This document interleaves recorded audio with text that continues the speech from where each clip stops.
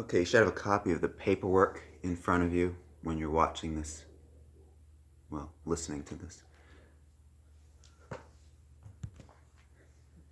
So, one of the important goals is to get all the information from people that we'll need and not skip anything. However, another goal is to make sure they read through the paperwork fully and thoroughly. If they miss anything, that could be a problem in the future, so we don't want that to happen. Yet, if we focus too much on the paperwork initially, that can be a problem for certain people, especially if they're in a crisis. Okay, on the first phone call, the phone call when you're setting up the appointment, there's certain things that are important to do in regard to this first appointment. And that is, you want to say to them that as they come in, what you want to do in the first appointment is just get the logistics accomplished at first and then get into what they're there for.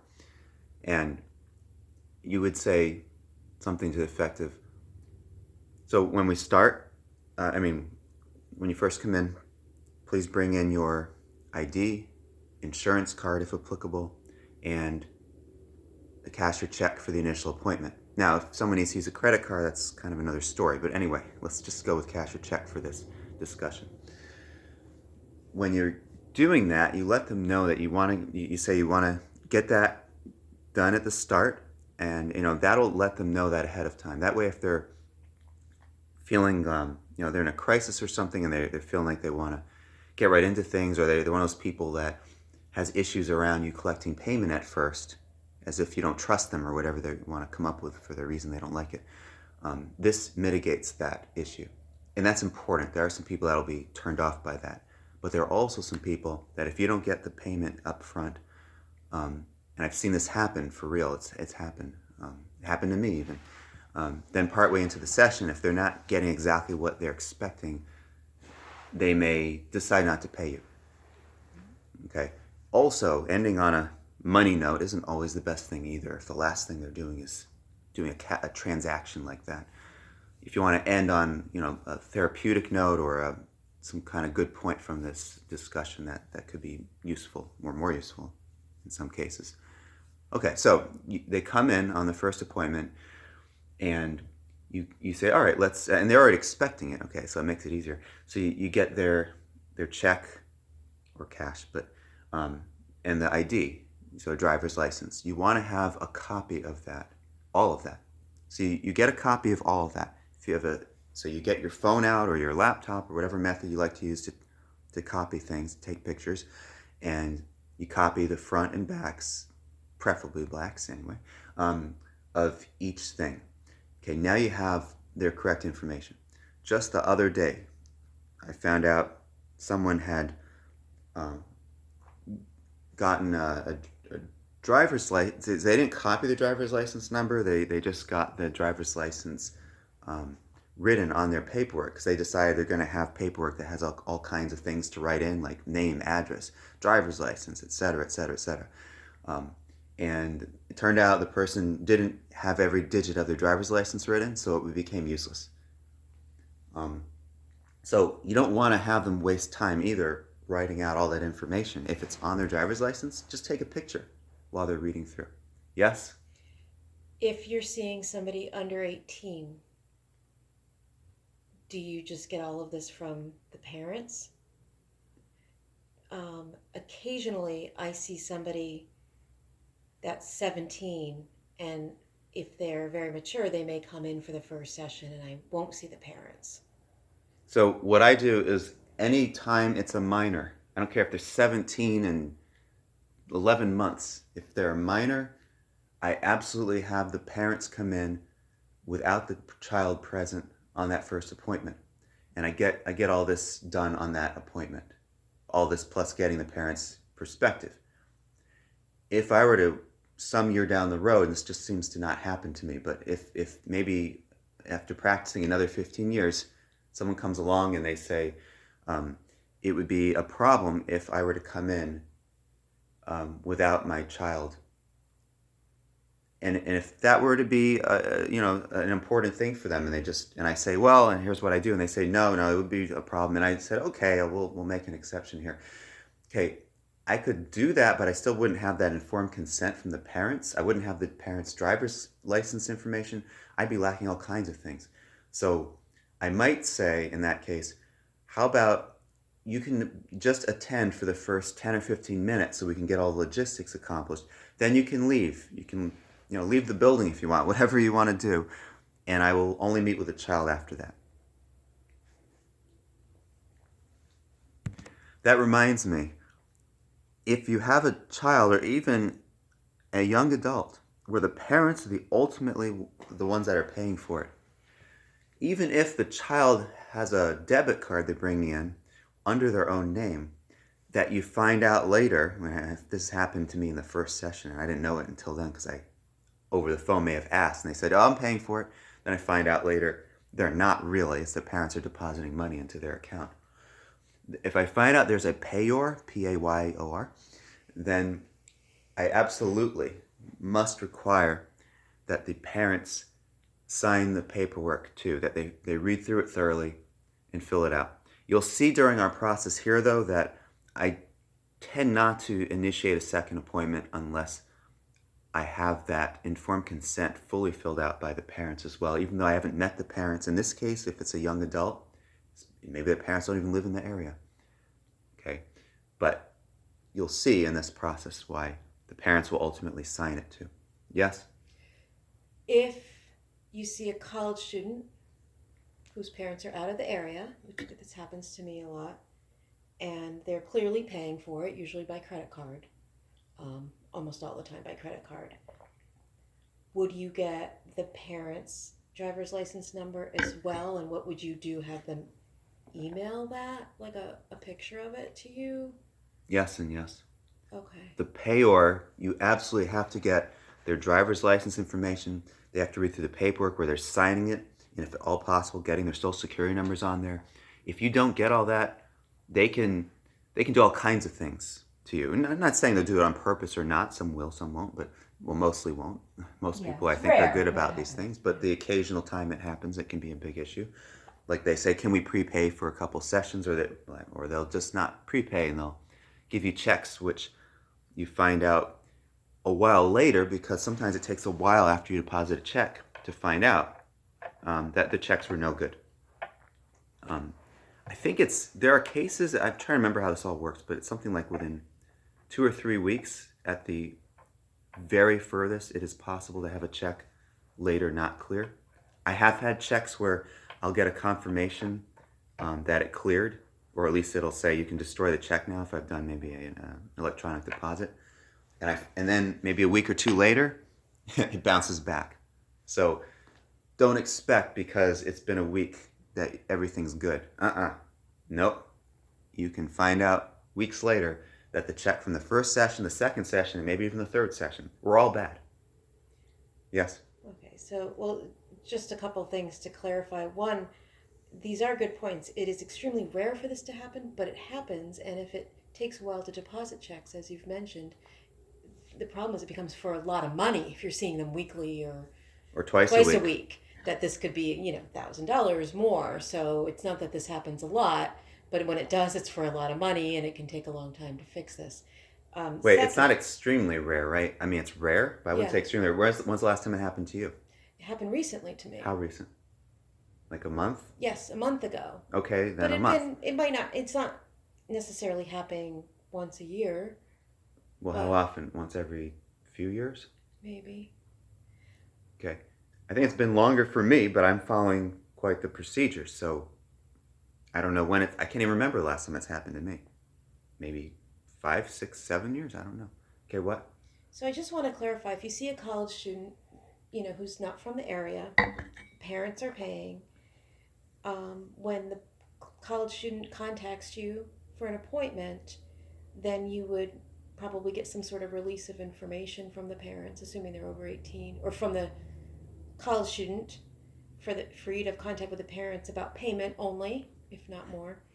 And then you would contact the parents maybe through email and have them fill out the paperwork and give a photocopy of their ID, driver's license, write down their social security number.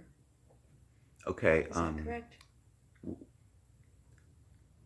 Okay, so let me answer some of that, and then we'll cover some of the rest of it in our procedures section of this. Okay. Okay, so the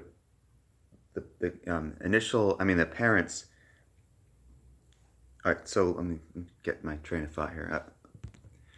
All right, so I haven't done it before where I would tell the college student before you come in, I'm going to send the paperwork to you or your parents. But that is a reasonable idea. I don't know if it's better or worse than how I do it.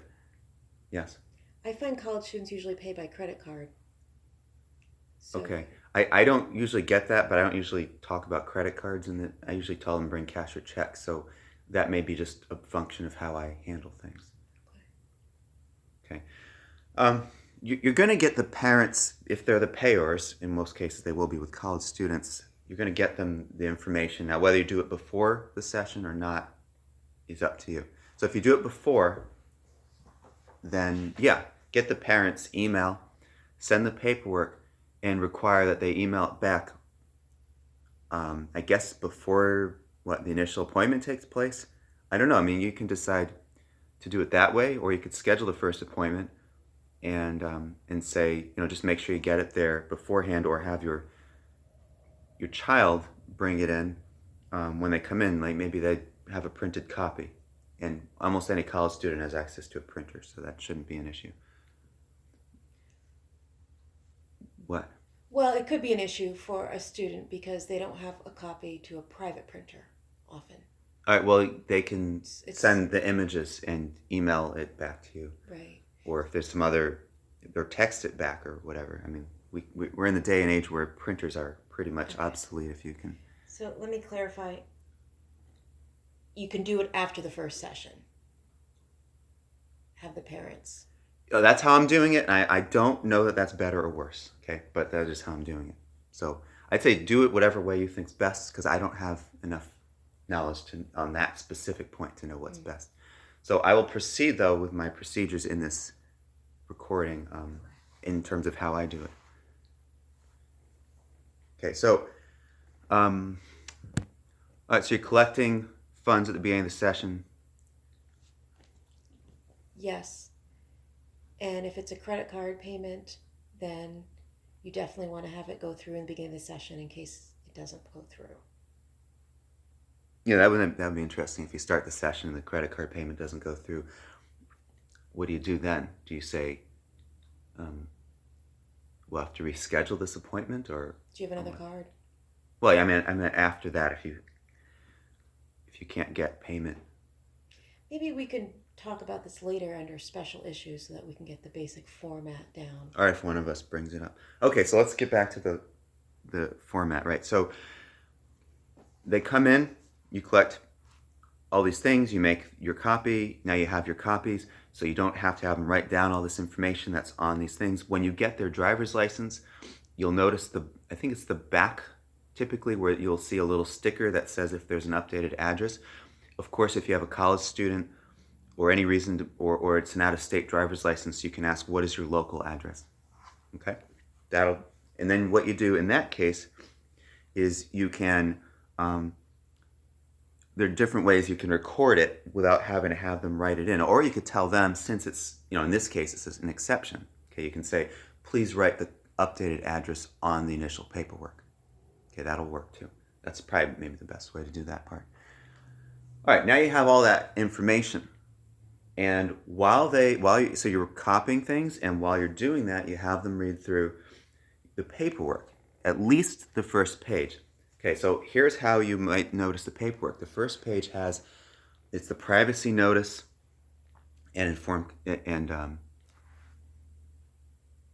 therapist statement. So it's information that they should know, especially before they start to divulge confidential information that may not be confidential. In other words, if they tell you about child abuse or neglect or elder neglect, or that they're going to harm themselves or others, that's an exception to confidentiality. And at least the way I learned it is you want to have informed consent before you give you learn that information and may have to divulge it, not after.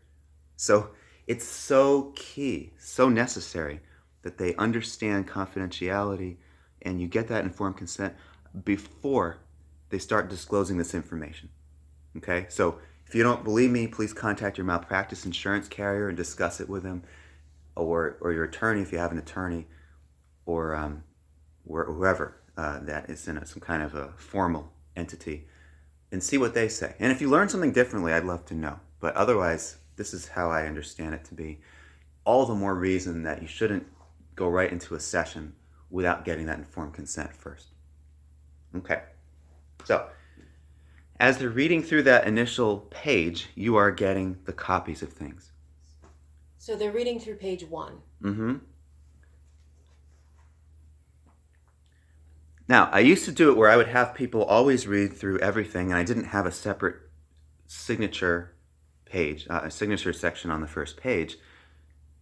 However, there are occasional times, and it might be, 1 in 7, 1 in 8 times, where someone comes in and they're just in such a state of mind that they can't really focus too well on the paperwork, or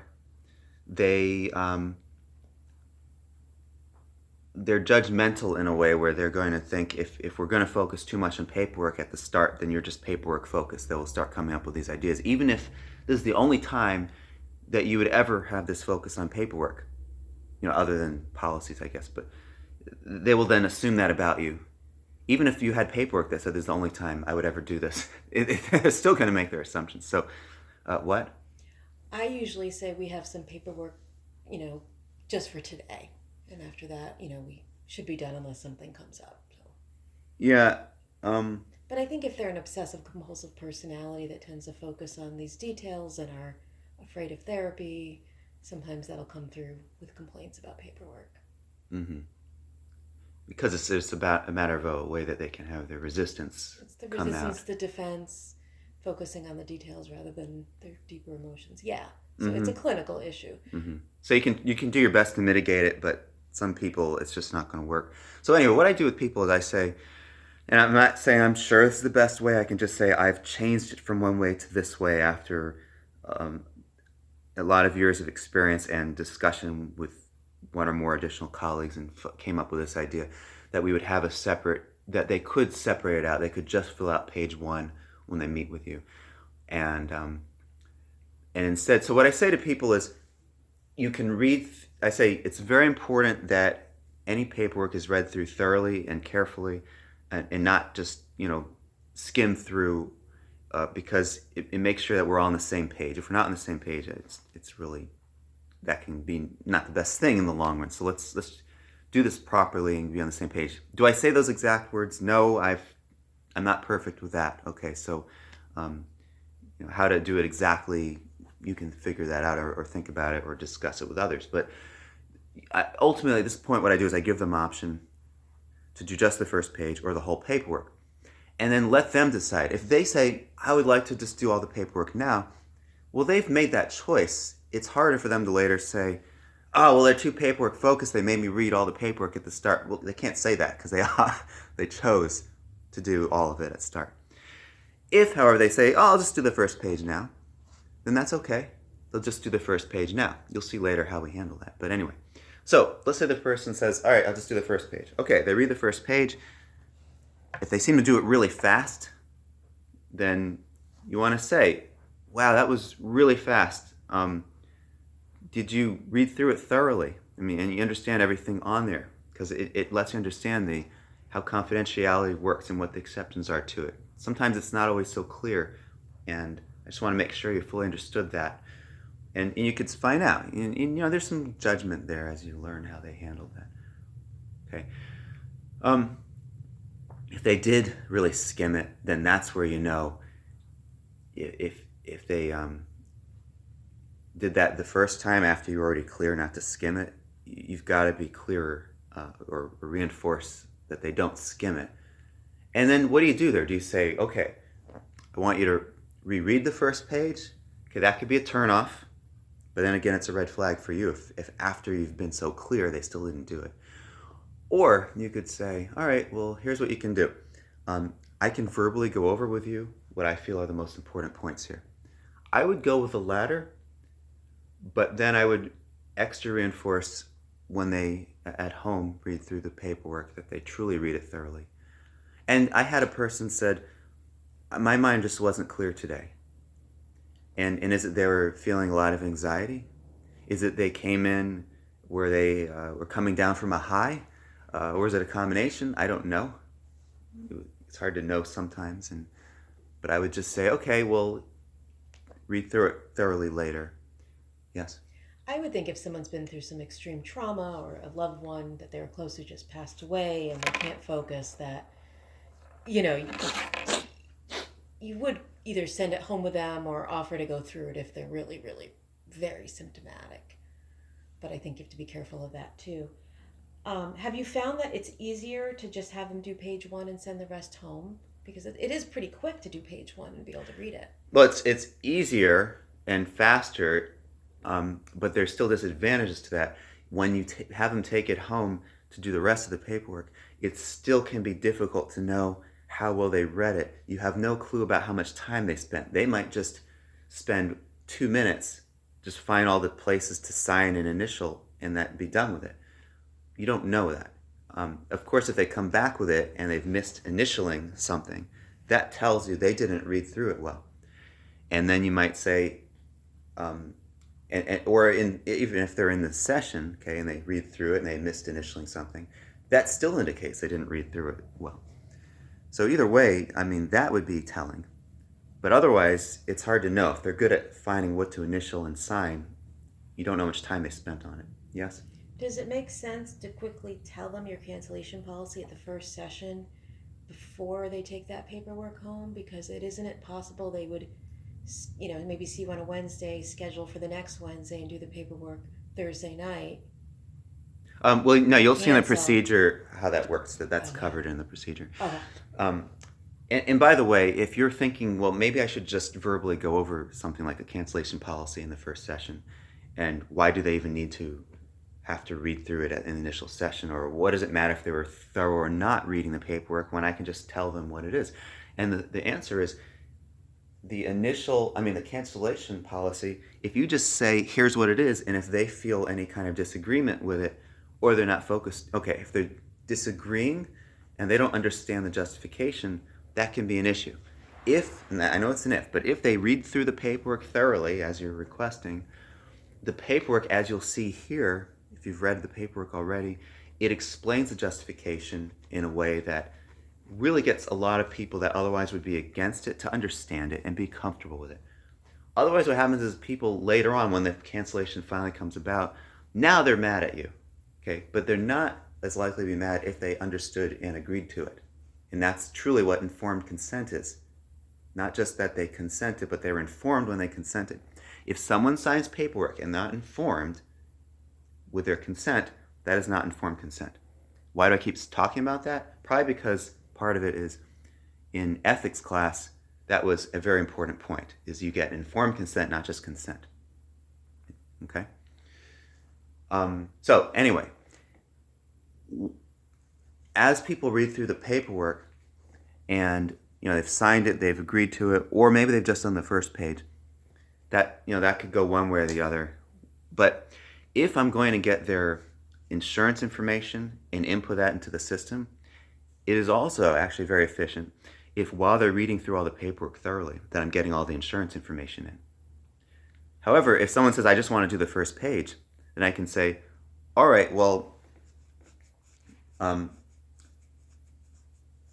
as an out-of-network provider, I can say, since there's probably, or actually in-network more and more nowadays, there's probably going to be a high deductible, and on the initial appointment, do we really need to bill it out? I might even say, all right, well, if we don't continue, given your very high deductible, unless you have an anticipation it'll be met, then we won't really need to, tell insurance about our session and bill it out and all that. But if you do continue with me, then we should get the insurance information at that point. So I will still, of course, have a copy of it all, but I'd say we'll get that information done on the second session should you return. So, but anyway, let's say they, after the initial appointment, they say they'd like to schedule a second one, or they say they'll let me know. Either way, okay, I'm in a position at my point in my career where for the most part, I would rather be sure someone wants to continue with me and that I have read and understood the paperwork too. So that combination I want to see happen. Otherwise, I'm really trying to weed out some of these people that would be a problem down the road. So this process, this vetting process, is accomplished by saying, all right, so okay, let's say they've only done the first page. Then I'd say, all right, well, you haven't, you don't know all my philosophies and policies, and I wouldn't want to put you on the spot to decide now anyway. So let me know, and I would say probably it's best to give them some kind of parameters. And I've got to get better about this myself too. I think it would be good for me to improve on this, and to say, all right, so let's say I'll say, okay, so since you haven't read through the rest of the paperwork, please do so. If you decide to continue with me, read through the rest thoroughly and carefully. Make sure you initial all the spots and sign and date and all that. Fill it out completely, and then just send me back. Send the images back of it. And if they don't have access to a printer, though, you could offer to print them the paperwork, or I don't recommend e-signing, but I mean you can if you really want to. But I think it just doesn't hold as well. So decide what you want to do with that. But you're saying, let's schedule a second appointment once you send through the paperwork. If you decide you don't want to continue with me, you don't even have to read through the rest. So you basically are saving them some time too, in that case. Now let's say they have read through all the paperwork and signed it all. Now in my case, I have another form called structure of treatment that I have them initial. So I don't have them, I again tend not to schedule a second appointment unless they've sent that back initial. Which appointment? I call the form structure of treatment. It expands upon the initial paperwork, and at the same time it provides me an additional vetting process. So that's another thing I do, but yet I don't know that anybody else does that. So it may be an unpopular thing, but I think it works for me for vetting. But the disadvantage is the more things you have someone do, the more likely they are not to reschedule with you. So it's up to you to decide where you're at in your career, and do you want to filter out more of the people that you wouldn't ultimately want to see, or do you want to not filter them out and take the risk? But yet the risk can award you more people to see. So it depends where you're at with your career, and that's what I would say with that. So technically, you're saying someone could schedule the next appointment and tell them to bring that paperwork with them. I don't even schedule a next appointment unless I get the paperwork back. But someone that's newer in the profession. A newer person may do that, and actually I can think of times where it's happened for one reason or another, actually, that I have allowed them to bring in that paperwork where I don't remember what the reason was, but I think the safest is you don't schedule another appointment until they've emailed it back to you, all the paperwork. It's all in good shape, all in good standing, and then that's where the appointment request email comes in. What's the rate of return when you send home paperwork with them and then they have to get it to you to schedule the next appointment? What would you say % of people come back? Or you don't know? Maybe a third. Okay, but that's not to say that that's the reason I have a third. It could be because I'm out of network and they don't want to pay my full fee. Okay, it could be on the initial appointment, I don't have the best first impression. And I think my strength is a longer term strength of people getting to know me and my using that knowledge to help them. So a lot of people don't go to a second appointment in general, so especially I think out of network can be very pricey. But okay, that's okay. So that's my vetting process there, and I think it weeds out a lot of people. So what does this do for us? It allows us to weed people out, hopefully increase your odds that they've read through the initial paperwork thoroughly, and that accomplishes all kinds of things. And now, the more you modify the paperwork, the less you get these benefits. You might say, I'll just have a simpler explanation, or not even any explanation of the cancellation policy. I'll just say, here's what it is. And that'll work for some people, but you'll lose the benefit of people understanding it.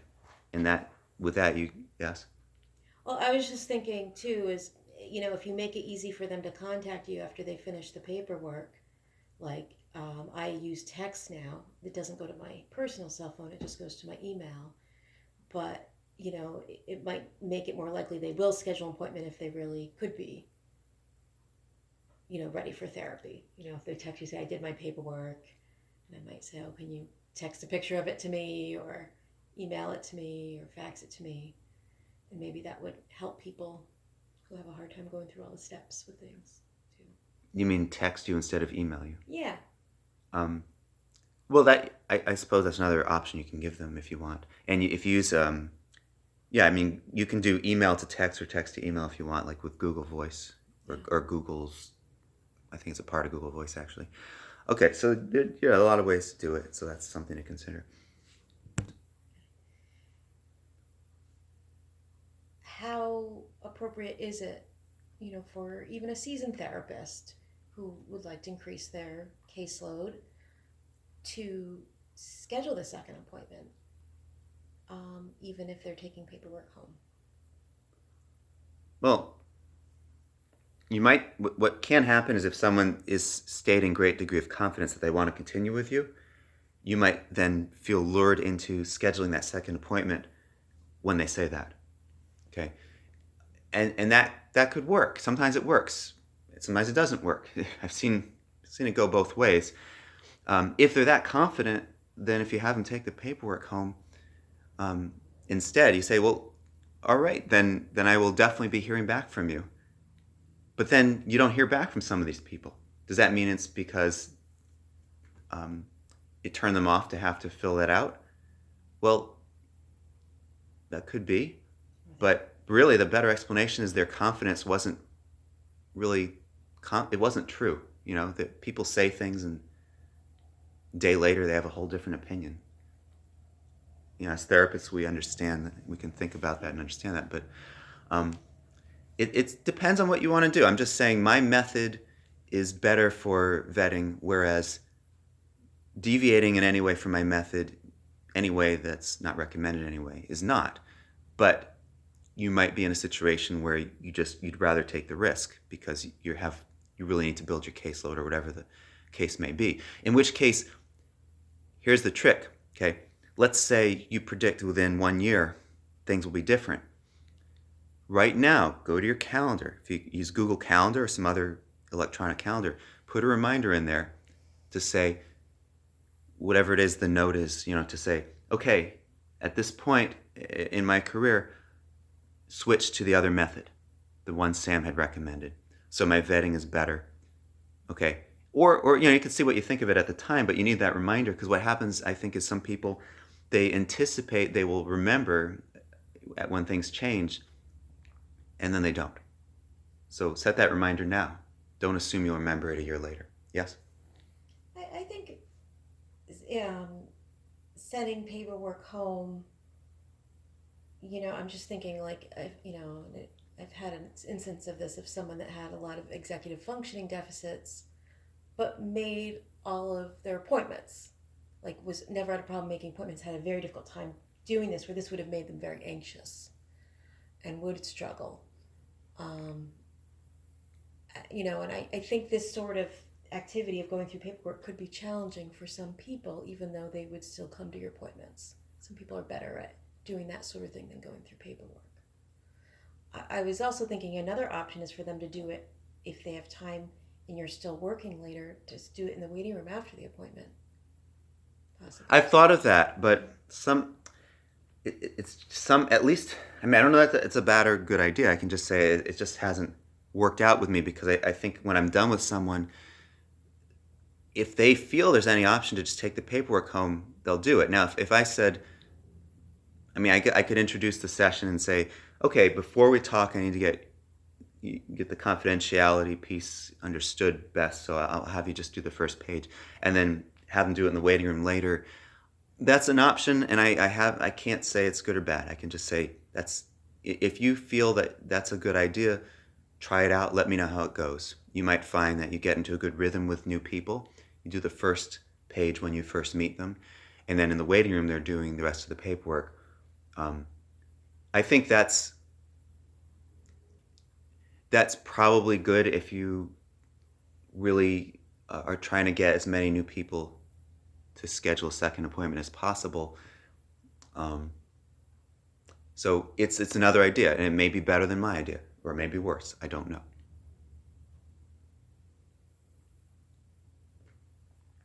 Okay.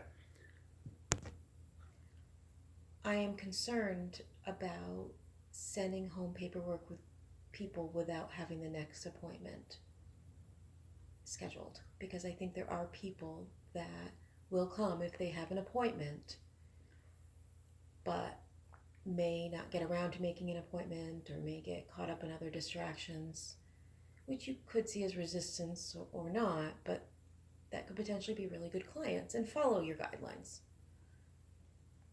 Well, my method weeds out some of those people that are less likely to be reliable. So if you have a concern about people canceling and no showing and not paying those fees and all that stuff, and you're trying to not have, if you're trying to weed out those people, my method is best. But if you don't have as much concern about weeding those people out, what she just said is a good idea, is to say, let's schedule that next appointment and get me that paperwork. Then what do? You could say, bring it the next time, in which case I think you're really taking a bigger risk. Or you could say, get it to me within the next few days. And then what happens if they don't get it to you? You might contact them and say, are you still planning to do the next appointment? Because I haven't heard back from you as was planned. Or you could say, by the end of the day, if you want to make sure, let's get it done in case they're procrastinators. Yes? So, well, I did have an incident recently of someone owing me a lot of money.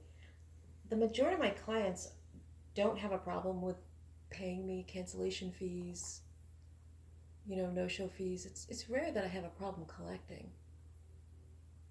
Mm-hmm. So I don't know that I would be as concerned about having them do the paperwork before the next session. I agree. It's sort of a risk. I mean, I'd want them to do the paperwork before the second session, but I don't think I'd have a problem scheduling them. I understand. I think it is a risk that they won't read the paperwork or do it or just rush through it. But all right. But how do you schedule a next session if you have a policy that says they need to give you whatever amount of notice if they don't attend their next session? How do you do that? You could say, this is my policy, so please, this is my cancellation policy, but I'd really like you to read, detail the reasoning for it. There is a reason, and it is best. That's a clinical reason for this cancellation policy, and so, please read through that when you read the paperwork. Well, so my concern there is, if you say, please do it, please read it, and they're supposed to read it at some point before the session, and they read it, let's say, the day before, and they see how clear your policy is, they have a clear understanding by reading it, maybe they're visual, and seeing it is different than hearing it. Okay, now what happens to that visual learner? They cannot let you know in over whatever hours, because they didn't read it until the day before. And now what? They owe you a cancellation fee, and they're not going to attend, but then they're not going to pay it because they're not going to attend, and they're just not ethical enough to pay what they agreed to verbally when they saw you. I like to avoid those situations, whereas others might say, if that happens, it happens, whatever. And to me, that's like, wow, we had an agreement. And I now I have less than 24 hours before the next appointment, and I could have scheduled someone else, or I could have not been planning to see them, which takes up perhaps some mental effort or whatever it takes up. I don't want to have those situations. So I guess it depends how you feel about it. I'm also one to send them to collections even for one cancellation fee. And especially if you're on a percent here, you should do the same, because we're all sharing in the profits or losses. So, and you could have, you could have maybe scheduled someone on that time to use for your office space time. So, we're not trying to have you use up extra office space time that can't be used. So we're trying to really minimize all that. Also, if it's someone that's husky, that's where, if you take any husky people, you probably want to put into the paperwork that in lieu of cancellation fees, if they have one no-show or 2 cancellations at any point, then they cannot continue with you, although you will refer them to someone else, okay? Because you're still there for them in that capacity. And by the way, you shouldn't change it to 2 no-shows or 3 cancellations or whatever. It's just, without being able to get any kind of cancellation fee, you've got to hold that to a very, very strict policy. And I think, being strict about these things becomes easier over time. I think in the beginning we feel sort of bad about it, but then we realize how, people canceling last minute and no showing is so bad for them. Plus, it can, build our own resentments and burnout over time. So I understand the idea of being strict, but I do think we all have to maybe experiment and find our way around it too. Yeah, well, this video, some of the things are strongly recommended, some things are recommended, some things are, I admit it when I just don't know what's best. So I think you really ought to go and do something that's strongly recommended, and you really should do what's recommended. And if I don't know, then you should find your way. And I think it's good to give me feedback if you find a way that consistently works better than something else that I just wasn't sure about. Okay. So you can see, though, never mind. So earlier you asked me about if there are parents involved in getting a release, especially with a non-minor.